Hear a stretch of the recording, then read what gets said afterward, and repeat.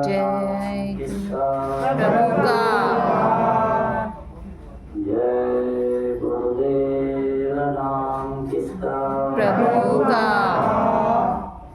जय गुरुदेव नाम किसका प्रभु का प्रभु का पावन पवित्र नाम जय गुरुदेव मालिक का सच्चा नाम जय गुरुदेव समय का जागृत नाम जय गुरुदेव कलयुग में सतयुग लाने वाला नाम जय गुरुदेव जन्म मरण की पीड़ा छुड़ाने वाला नाम जय गुरुदेव नरकों 84 से बचाने वाला नाम जय गुरुदेव शक्ति भक्ति मुक्ति देने वाला नाम जय गुरुदेव जीते जी प्रभु दर्शन कराने वाला नाम जय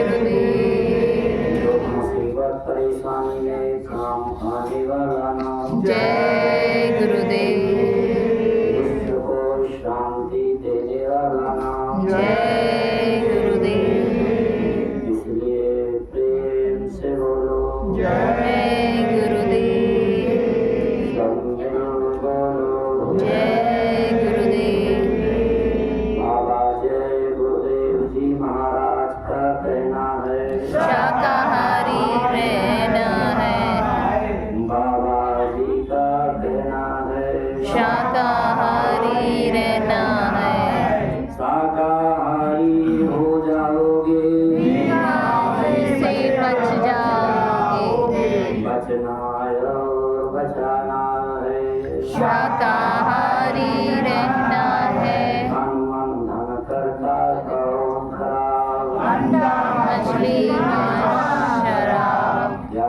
खाने से होगी भलाई सब्जी दूध मलाई दिया फकीरों ने सन के कुदरत है नाराज खड़ी आगे तबाही बड़ी बड़ी अभी नहीं समझोगे प्यारे बाबा जी की अर्जी है आगे आपकी मर्जी है स्वामी जी की वाणी है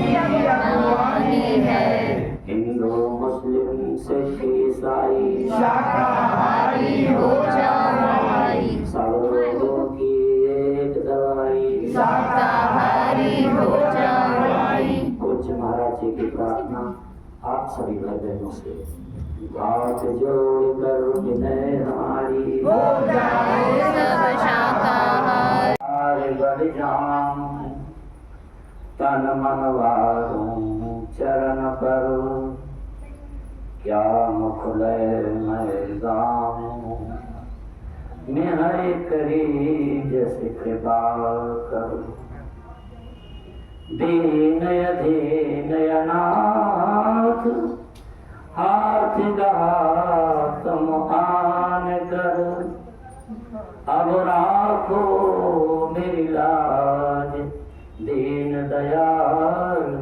कृपा निधि धन्य धन्य गुरुदेव दया सिंधु पूरन धनी नित्य करो तुम सेव अचल भक्त मोहिदेव प्रभु अचल भक्त मोहिदेव प्रभु यह तन विष की बेलड़ी गुरु अमृत की खान शीश दिए जो गुरु मिले तो भी सस्ता जान गुरु को कीजिए दंडवत कोटि कोटि प्रणाम कीट न जाने संग को गुरु करने आप समान भल चाहो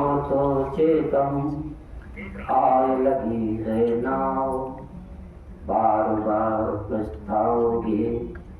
बहुन सोना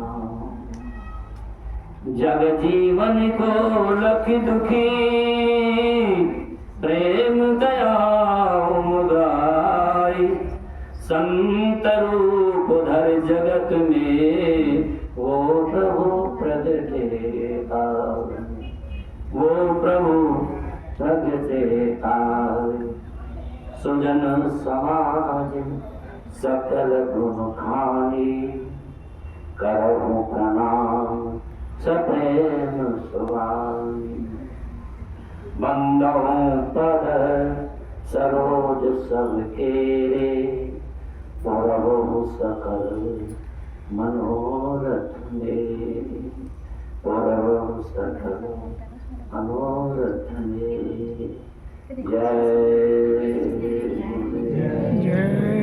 गुरुदेव। धाम प्रधाम पहुंचाने के लिए कुछ समय पूर्व इस धाम पर हम सभी के बीच में अपनी नवलीला से आराधित कर रहे। वर्तमान में सप्त स्वरूप में अपने प्रेमियों के अंग संग यत्र तत्र सर्वत्र व्याप्त हम सबके परमाराध्य सर्वसमर्थ परम पूज्य स्वामी जी महाराज के परम पावन चरणों में कोटि कोटि नमन प्रणाम करते हैं। तो आद्या महाशक्ति आदि शक्ति पराम्बा जगदम्बा दुर्गा जी से तीन पुत्रों को उत्पन्न किया। वहीं से सहस्त्र कमल से ही मैथिली सृष्टि की शुरुआत हुई। तीन बूंद के द्वारा तीन जीवात्माएं, उसी में से तीन जीवात्माओं के द्वारा ब्रह्मा विष्णु और महेश, ये तीन पुत्र आदि शक्ति जगदम्बा भगवती दुर्गा जी के द्वारा। और ये तीन पुत्र जब पैदा हुए, अब वो अखंड ध्यान कर रहे हैं। स्वामी महाराज ने कहा अगर एक फल के लिए, स्वामी जी महाराज अपने सत्संग में उनको भगवान श्याम सुंदर कह के भी पुकारते थे। वैसे तो श्याम सुंदर यहाँ कन्हैया के लिए कहा जाता है, लेकिन स्वामी जी ने सत्संग में कहा वो इतने श्याम वर्ण इतने खूबसूरत हैं कि वो लोग भगवान श्याम सुंदर भी उनको काल प्रभु भगवान को काल पुरुष को कहा जाता है। तो उन्होंने जो है ये भी चेष्टा करेंगे मिलने के लिए और ये काम छोड़ देंगे। क्यों भाई? जो काम छोड़ के नहीं आया है वो सत्संग नहीं पाया है, और जो सत्संग पा रहा है उसने अपना घर का काम छोड़ दिया कि नहीं छोड़ दिया। तो ये उसको पा जाएंगे तो ये काम करेंगे नहीं। इसलिए देवी इनको कोई राज मत बताना। थोड़े से बड़े हुए तीनों पुत्रों ने पूछा माँ मेरे पिताजी कहाँ है? बोले तुम्हारे कोई पिता नहीं है। अब बच्चों को इतना ज्ञान था। आज भी बच्चे कोई ऐसा प्रश्न कर देते हैं जिसका जवाब जल्दी नहीं मिलता। आजकल के बच्चे भी ऐसा प्रश्न करते हैं जिसका कोई जवाब नहीं। तो बच्चों ने कहा कि भैया ऐसा हो नहीं सकता, बिना पिता के तो सृष्टि पैदा ही नहीं सकती। जब माँ है तो पिता जरूर होगा, अगर पिता नहीं होता तो आप माँ नहीं होती। आप माँ है तो पिता जरूर होगा, ऐसा बोले तीनों लोग। कहा नहीं है, कहा मैं जा रहा हूं मैं ढूंढने के लिए। तीनों लोग निकल गए। अब तीनों लोग निकल गए। ये है सृष्टि रचना का क्रम, सत्संग का अंश। थोड़ा 10 मिनट में आपको लीजिएगा। ये सृष्टि रचना का क्रम है, ये याद होता रहना चाहिए, इसकी याद बनी रहनी चाहिए। तो भाइयों बहनों, अब तीनों लोग लग गए तपस्या में, तपस्या कर रहे। काफी दिन बीत गया तो आद्या महाशक्ति ने अपने तेज से गायत्री को उत्पन्न किया और गायत्री को उत्पन्न करके कहा तेरे भाई वो तपस्या करने के लिए चले गए हैं पिता की खोज में, और तू उसको ढूंढ ला। तो चलो ब्रह्मा जी मिल गए, वो विष्णु भगवान मिल गए। उन्होंने कहा पिता तो मिले नहीं, मैं तो ढूंढा बहुत कई हजार वर्ष तक ढूंढते रहे, नहीं मिले। लौट के माँ के पास चले, माता जी वो तो मिले नहीं, अब जो आपकी आज्ञा। शंकर भगवान मस्त, आज भी शंकर भगवान कैलाश पर्वत पर बैठे अखंड ध्यान करते हैं। वो अखंड ध्यान अभी करते हैं, अपना काम तो करते ही हैं। जब तीसरा नेत्र खोल लेते अपना काम चालू। जो काम उनको विनाश करने के लिए बनाने में देर लगता है, विनाश करने में थोड़ी देर लगता है। बुलडोजर मंगाओ बस काम खत्म है। वो अपना बुलडोजर खोल देते हैं तो वो काम तो कर रहे हैं। अब ब्रह्मा जी को जब मनाने गए तो ब्रह्मा जी ने कहा भाई देखिए मैं तो ऐसे जाऊंगा नहीं, तो झूठ बोलना पड़ेगा। अब झूठ की श्रृंखला वही चालू हो गई, तुम्हें तो झूठ बोलना पड़ेगा। तुम माँ से कह देना कि पिताजी का दर्शन कर दिया, बोले मैं तो ऐसा नहीं करने वाली। फिर क्या, मेरी बात मानो। तो ब्रह्मा जी ने बात मानी। जब ब्रह्मा जी ने बात मानी तो बात मान करके अब दोनों भाई बहन आए और आ करके अब ब्रह्मा जी ने कहा मैं माँ मैंने तो दर्शन कर लिया और मेरी बात ना मानो तो देखो ये गायत्री है, ऐसे पूछ लो। अब गायत्री भी झूठ बोल गई।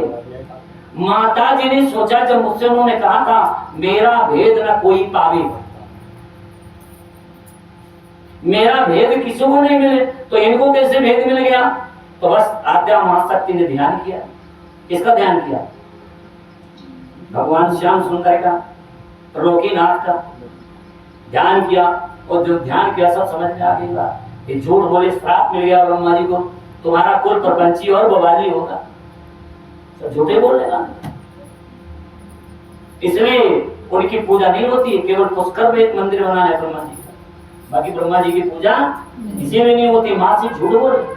और एक बात ये पक्की है, ये दृष्टांत नहीं है, ये पक्की बात है। जो अपनी जन्म देने वाली माँ से झूठ बोलेगा उसके संसार में पूजा होगी ही नहीं। माता पिता से झूठ क्या बोलना।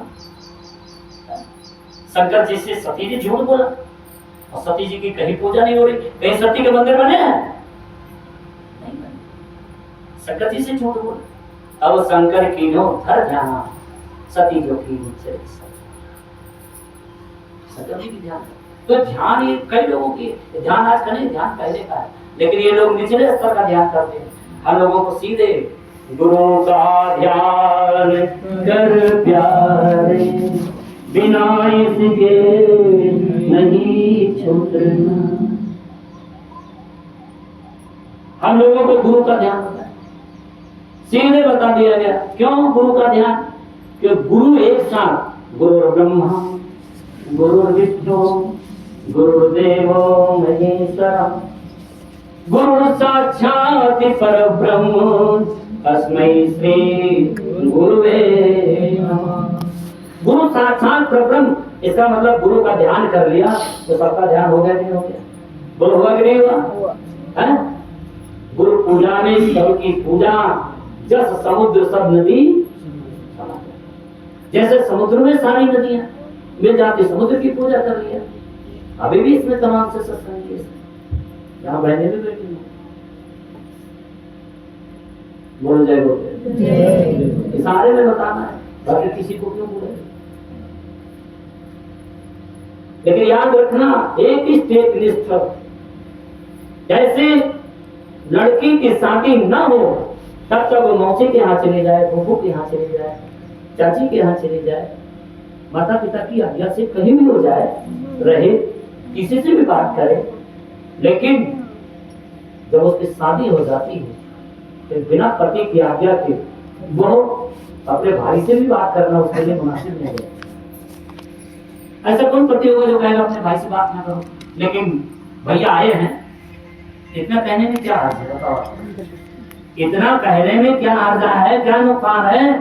भैया आए हुए हैं, जाओ मिलाओ। कौन मना करता तुमको? पति की सहमति मिल गई, पति की प्रसन्नता हो गई, बोलो कोई दिक्कत आएगी?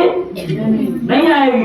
तो जैसे एक लड़की की शादी होने के बाद उसका सर्वस्व पति ही होता है, वैसे एक शिष्य को सद्गुरु मिलने के बाद उसके जीवन की दिनचर्या, उसका जीवन गुरु के पास ही होना चाहिए, गुरु में ही होना चाहिए, गुरु में होना।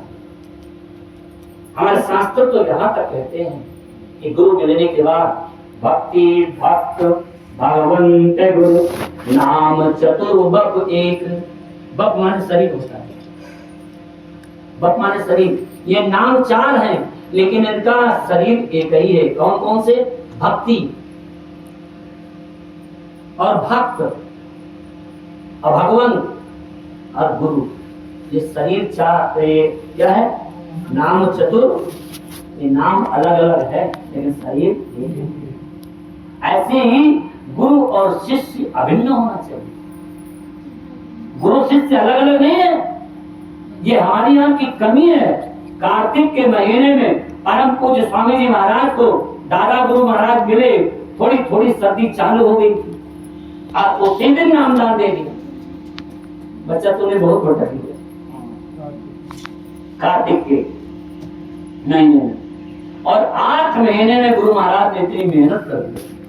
वो तो पहले के अभ्यास में सब बर्तन तो साबित था, सब कुछ गुरु की खोज में जिसने अपनी पूरी जिंदगी बिता दी। स्वामी महाराज कहते थे भैया स्वामी जी की बात भी बताना बहुत जरूरी है, वो स्मरण में रहे कि हमारे गुरु महाराज ने कितनी मेहनत किया। कड़ाही घिसते घिसते, लंगोटी छांटते छांटते 15-16 साल की उस बच्चे की हाथ की रेखाएं घिस गई। ऐसे थे हमारे गुरु महाराज।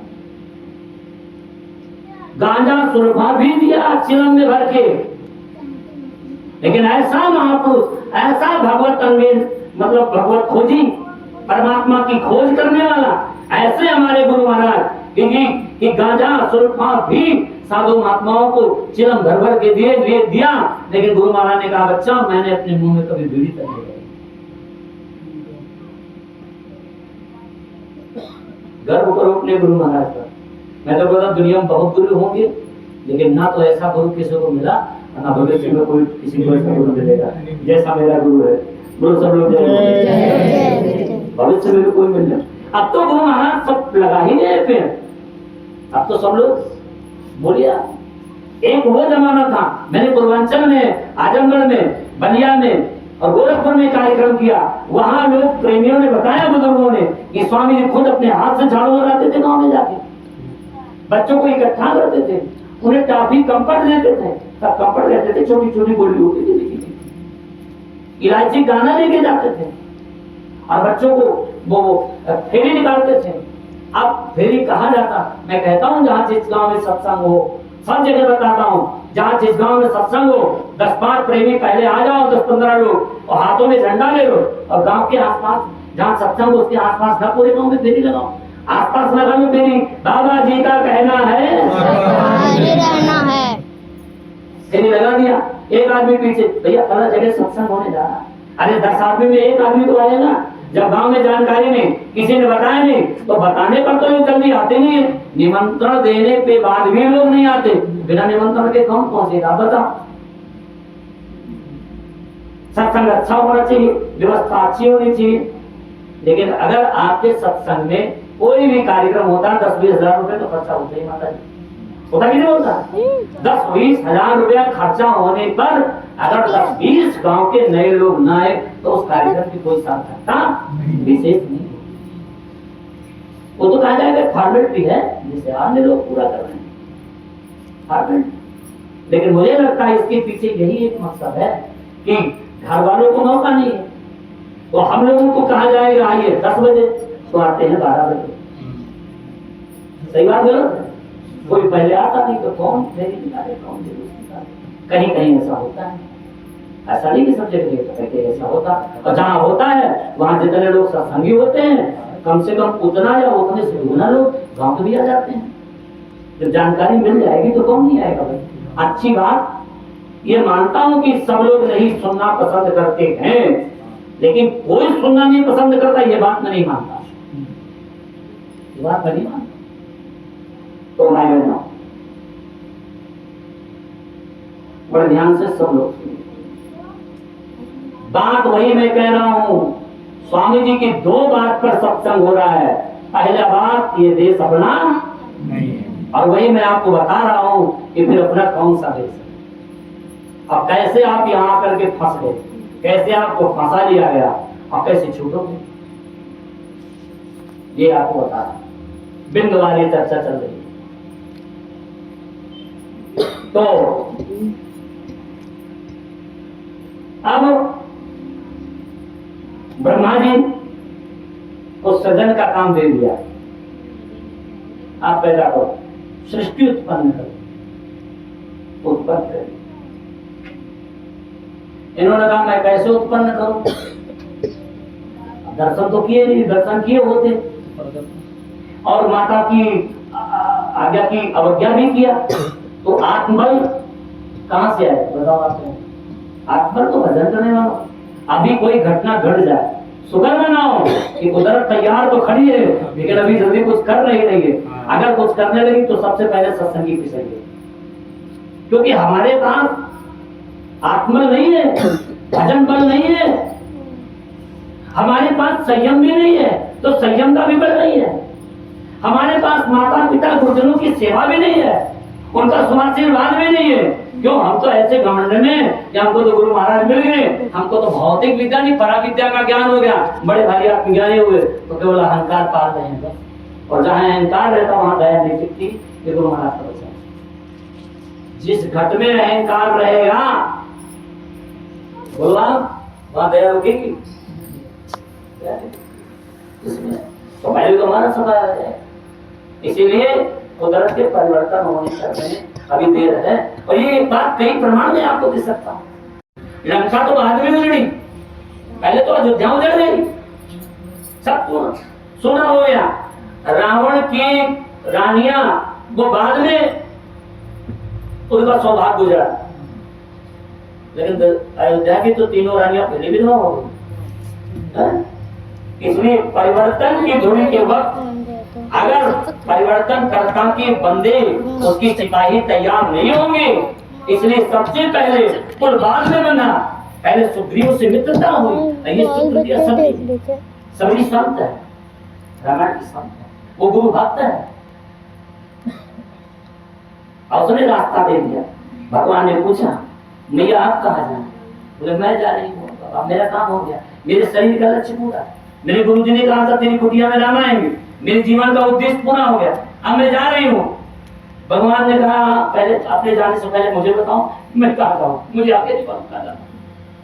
सभी ने कहा पंपा सरही जाओ रे रुराई। ये गुरु भक्ति का प्रमाण होता है, इसका फल होता है। जो चीज राम जी जानते हो, पूछ रहे हैं, नर नहीं कर रहे हैं, वो बात अपनी जगह पर। लेकिन राम जी ने पूछा तो सबरी ने बताया, तो मुझे आपसे बात कहनी पड़ रही है। जो चीज राम जी नहीं जानते थे वो सबरी जानते। क्यों? दुर्भक्ति के कारण। और हम आप अनभिज्ञ हैं, हम आप उस योग्य नहीं बन रहे हैं। वो सेंटर गुरु महाराज ने हमको आपको बनाया था, वो खंभा बनाया था कि आगे जब सारी दुनिया में अंधेरा होगा तो तुम मेरे भजन के प्रकाश होंगे। तो तुम्हारे प्रकाश के नीचे लोग आकर के वह दुनिया के जले लोग, दुनिया की आग में जलते रोते चीखते चिल्लाते लोग, वो तुम्हारे पास आकर के शांति प्राप्त करेंगे। लेकिन उनसे ज्यादा तो हम आते हैं। तो सही बात गलत है भजन का बल। सभी के पास भजन का बल है, आंखों से स्मरण कर रही है, आंखों से ध्यान कर रही है, हाथों से भी सेवा कर रही है, गुरुदेव की आज्ञा पालन की, और सभी त्रिकालदर्शी हो गई। और अभी इनको नहीं पता है राम जी को, लेकिन सबरी को पता है। त्रिकालदर्शी पंपा सरई जावर धुराई और ताहनी है सुग्रीव पिताई। वहां आपसे सुग्रीव की मित्रता होगी। क्या बोल रही है? होगी। अच्छा एक बात लो, कॉन्फिडेंस बात कौन कहेगा? जिसको पक्का पता है, जिसको पूरा विश्वास है, वही कॉन्फिडेंस। रामायण में कई लोग हो जो कॉन्फिडेंस, आप आश्चर्य करोगे। हाँ, जो बात हनुमान जी को नहीं पता है वो एक राक्षसी को पता है, जिसका नाम त्रिजटा। हनुमान जी को नहीं पता है, और जानकी जी ने हनुमान जी को नहीं देखा है, और सब त्रिजटा ने पहले देख लिया हनुमान जी को। त्रिजटा क्या बोलती है? तो मैंने एक रात में सपना देखा, सपने वानर। अब तो इन लोगों के लिए बहाना कर रही है, बाकी तो हनुमान जी को सीधे देख रही है। वो त्रिकाल बोध में वो, क्योंकि सत्संग के द्वारा विवेक जागृत है। और त्रिजटा के बारे में महात्मा के लेखनी लिख रही है कि त्रिजटा कोई साधारण नहीं, असाधारण है। त्रिजटा नाम राक्षसी एका, और एक में एका है, एका विशेषण है। वो अन्य लोगों से प्रथा है, अलग है, पढ़े लिखे लोगों को लिए बता दिया, विशेषण है एका। त्रिजटा नाम राक्षसी एका राम चरण रति निपुण विवेका। उसकी राम चरणों में रति है। हाँ, दो शरीर एक जान है, राम जी से पृथक तृष्णा नहीं है। उसकी तीनों धाराएं प्रभु के चरणों में समर्पित है, ऐसी तृष्णा। और विवेकवान है। और आप जानते हो रावण विवेकवान नहीं था, विद्वान तो था, बलवान भी था, रूपवान भी था, सारा वान था। लेकिन रावण 4 वेद 6 7 18 पुराण का ज्ञाता, वो विवेकवान नहीं था। और उसी की बेटी तृष्णा, रावण की बेटी नहीं है, लेकिन छोटे भाई की बेटी, बड़े भाई की बेटी हुई कि नहीं, ये विभीषण की पुत्री है। राम चरण रति निपुण विवेका। वो विवेक में निपुण है, विवेकवान है। और मेरे भाई बहन आप लोगों को तो पता ही है, महाराज जी कहा करते हैं सत्संग में कि विवेक किसी सरकारी स्कूल में, यूनिवर्सिटी में नहीं मिलती। विवेक की प्राप्ति कहाँ से होती है? जिसमें हम आप बैठे हुए, बिन सत्संग विवेक न होई, राम कृपा बिनु सुलभो रसो। इसका मतलब उसको सत्संग मिलता है। और उसने कहा सपने बानर, मतलब मेरे देहाती लफ्जों में, अवधि में कहा जाए, ये बानर, ये बानर। अब वो संकेत में कह तो रही है, लेकिन इनकी आंखें नहीं है, वो हनुमान जी का दर्शन कर ले राक्षसी। सपने बानर लंका जारी, उन्हें सत्य गए दिन जारी।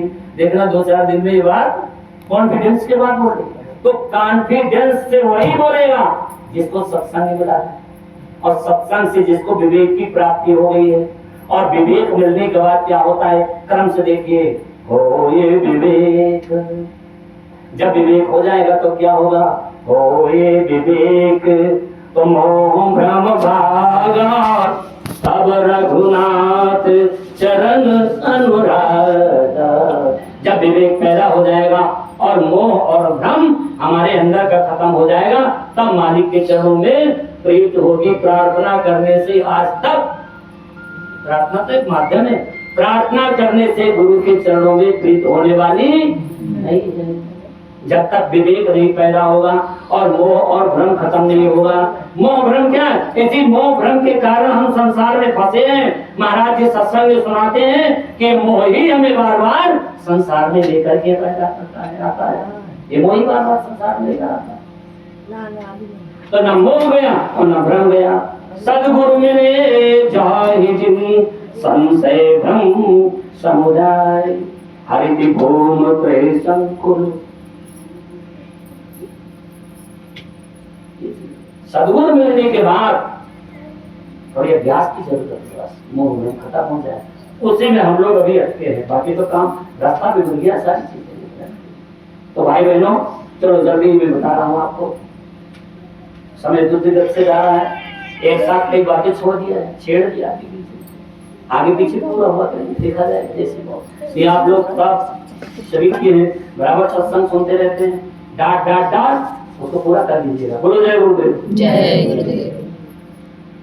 तो ब्रह्मा जी ने कहा मैं कैसे सृष्टि रचना करूं, और जब ये रचना करे तो विष्णु भगवान पालन करे। दोनों लोग, काम तो आखिरी वाला है शंकर जी का सबसे आखिरी वाला काम। तो उन्होंने कहा जब मैं बोलता जाऊं उसको लिखते जाओ, ऊपर से आवाज आई। उन्होंने देखा नहीं, हम कितने भाग्यशाली हैं, ये मनुष्य शरीर कितना बेशकीमती है। अनेक प्रकार से वक्ताओं ने, उपदेशकों ने आपके बीच में इस मनुष्य शरीर की उपयोगिता को बताया होगा, विशेषता को। लेकिन आज आपके बीच में मुझे लग रहा, मैं पहली बार आपके बीच में इस बात को कह रहा हूँ कि ये मनुष्य शरीर इतना बड़ा श्रेष्ठ है कि जिस शरीर को पा करके ब्रह्मा विष्णु महेश, वो मनुष्य शरीर नहीं है, वो 17 तत्वों का लिंग शरीर है। और उस लिंग शरीर के द्वारा ब्रह्मा विष्णु महेश ये त्रिदेव भी अपने पिता का दर्शन नहीं कर सकते।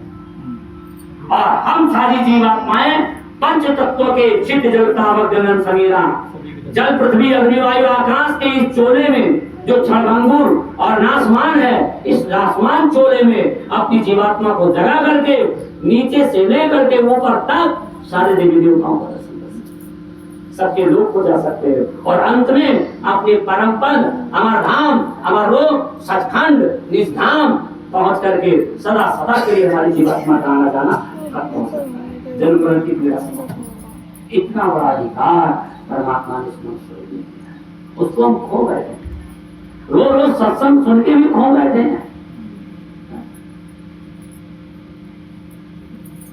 कहा जो मैं कहता जाऊं उसको लिखते जाऊं, वहां से आवाज आती गई, कान तो खुल गया था, जीवात्मा का कान ब्रह्मा जी का खुल गया, उधर से सुनते गए ब्रह्मा जी लिखते गए और लिख करके जब तैयार कर दिया, उसी का नाम श्रुति। श्रुति माने होता है सुनना।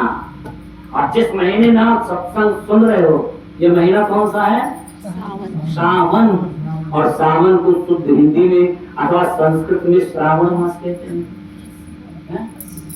और जैन धर्म में जो अपने आत्म कल्याण के रास्ते पर जैन मुनियों के बताए हुए मार्ग का अनुसरण करता है, उसकी एक गति श्रावक की होती है। क्या होती है? श्रावक। इसीलिए 4 महीने जैन साधु एक जगह रह करके चातुर्मास करते हैं। यह रिवाज जो है वेदांत की भी परंपरा में 4 महीने बरसात के 4 महीने रह करके श्रावण मास, जिसमें श्रावण मास प्रमुख है, उनको श्रावक भी कहते हैं। तो श्रावण शब्द की ये श्रावण मास का जो महीना बना है, ये श्रवण से बना है। और श्रवण माने क्या होता है? श्रवण माने ये सुनने वाला महीना है। कौन सा महीना बताओ? पहले तो लोग झूला झूलते थे, झूला अजब पिया ने डाली, झूले सब जीव ढाई। झूला मालिक ने डाल दिया, सबक का है झूला, और उसे में सारी जीवात्मा सब झूल रही है।